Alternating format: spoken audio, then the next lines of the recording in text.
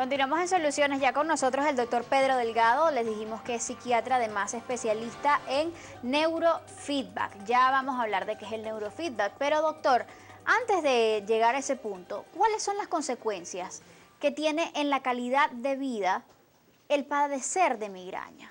A escala emocional, en nuestras relaciones personales, en todo lo que tiene que ver con nuestro plano social y laboral inclusive.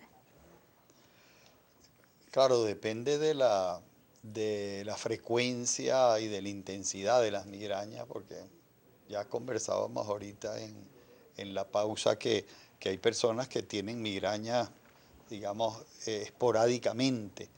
En ese sentido, la interferencia en la vida no es grande, pero hay personas que tienen migraña repetidamente y allí sí eso afecta la calidad de vida.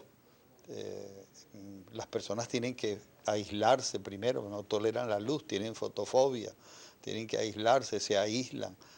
Si están en la casa, si es una mujer, como decíamos, las mujeres padecen más frecuentemente migrañas, pues no pueden atender sus asuntos del hogar, no pueden ir al trabajo si es que están trabajando, se están irritables, o sea, toleran poco las cosas, no piensan bien, digamos, se les dificulta concentrarse si es una actividad laboral, digamos, todas esas son consecuencias de una persona que sufre migraña repetidamente. Por otro lado, hay efectos emocionales. La persona migrañosa a repetición tiende a deprimirse, ¿verdad? O crea lo que se llama una expectativa ansiosa, o sea, cuándo me va a dar el ataque, y eso puede predisponer episodios de ansiedad. Y por otro lado, trastornos de ansiedad o de depresión pudieran, digamos, hacernos o predisponernos más a desarrollar migraña. En algunas personas sí, no es No lo en todos los habitual, casos. no es lo habitual, realmente es más habitual, digamos, los episodios migrañosos despertados, como decía la doctora, por alimentos, por ciertas condiciones de estrés, Agentes etcétera. ambientales. Sí, no es tan frecuente, pero puede aparecer. Sí. ¿Qué hay de la relación, doctor, entre la migraña y el estrés? Sí, no, absolutamente.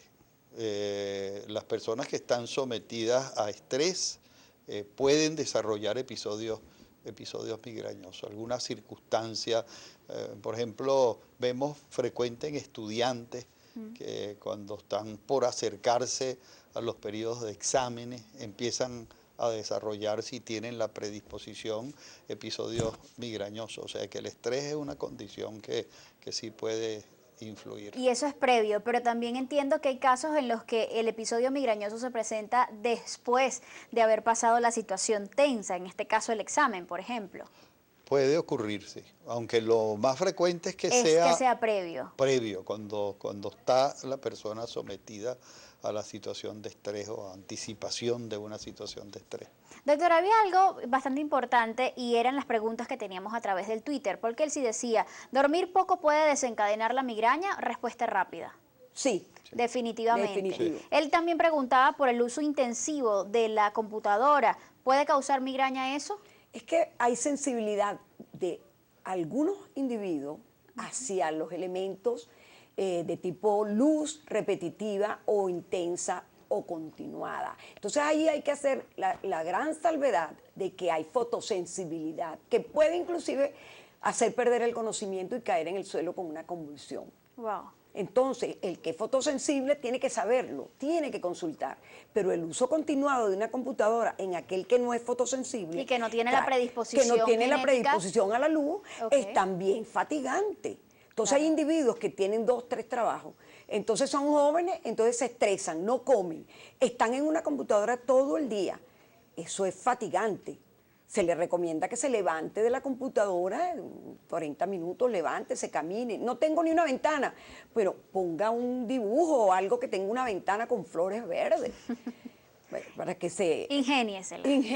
Doctora, personas hipertensas o con niveles altos de triglicéridos, por ejemplo, ¿son más propensas a desarrollar migraña? Sí, no migraña, esencialmente dolor de cabeza. Okay. Hay hipertensos que se conocen hipertensos porque me dolía tanto la cabeza que me paré en la farmacia.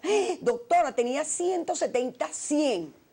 Estás hipertenso. Y no necesariamente tiene que ser migraña, ese Exacto, fuerte es dolor de un cabeza. dolor de cabeza. Pero a veces es hemicráneo, que viene de la expresión hemicranium, que significa la mitad. Lo mismo que la jaqueca. Que la jaqueca también, la gente, tengo jaqueca. La jaqueca es una acepción que significa media cabeza, ¿verdad? Entonces el individuo puede desarrollar una jaqueca, que lo que es una migraña.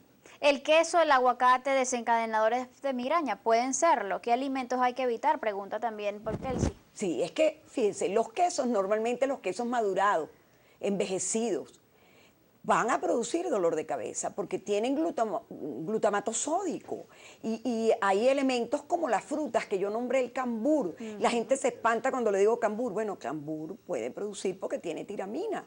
Entonces hay gente que se comen 3 y 4 cambures al día. Entonces yo le como hace un cambur a la semana o 2, pero ya 4 al día. Es que eso es todo lo que como. Bueno, eso es lo que te está produciendo la migraña. Y también el aguacate y también el higo. Hay algunas frutas que, cítricos, hay gente que es alérgica, que le da asma y que no tolera los cítricos. Esa persona es propensa a una migraña. Lo que hay que saber es que cada persona tiene una sensibilidad particular. Y los migrañosos lo identifican. Saben, por ejemplo, migrañosos que no pueden tomar vino o que no pueden comer chocolate o que no pueden... Ellos saben cuál es su sensibilidad. Por eso decía algo la doctora que era muy interesante. Es la relación de la migraña de alguna manera por parentesco con las alergias, ¿no? Y ahí voy a ir a un tema que tiene que ver con mi competencia. El cerebro es un sistema autorregulado y tiene dos condiciones básicas. Uno es la estabilidad y otro es la flexibilidad. ¿Eso qué quiere decir? El cerebro tiene que ser flexible para cambiar de un estado a otro. Es decir, si yo estoy alerta y despierto, mi cerebro tiene que tener la flexibilidad de poder cambiar hacia el sueño de noche para poder dormir. Hay gente que no puede hacer esa transición y sufre de insomnio, por ejemplo. Y la otra característica es la estabilidad, es decir, cuando el cerebro está en un estado, debe tratar de mantenerse en ese estado de manera equilibrada. Y nosotros vemos es que algunos cerebros, por una condición ya de tipo constitucional y hereditaria, son cerebros que no mantienen la estabilidad y son cerebros inestables. ¿Eso qué quiere decir? Que el cerebro en un momento determinado tiene una condición o un estado y bruscamente cambia de estado. Okay. Y eso es lo que pasa con la migraña. Y no solamente con la migraña, con muchas otras condiciones. Las epilepsias, por ejemplo, los trastornos de pánico.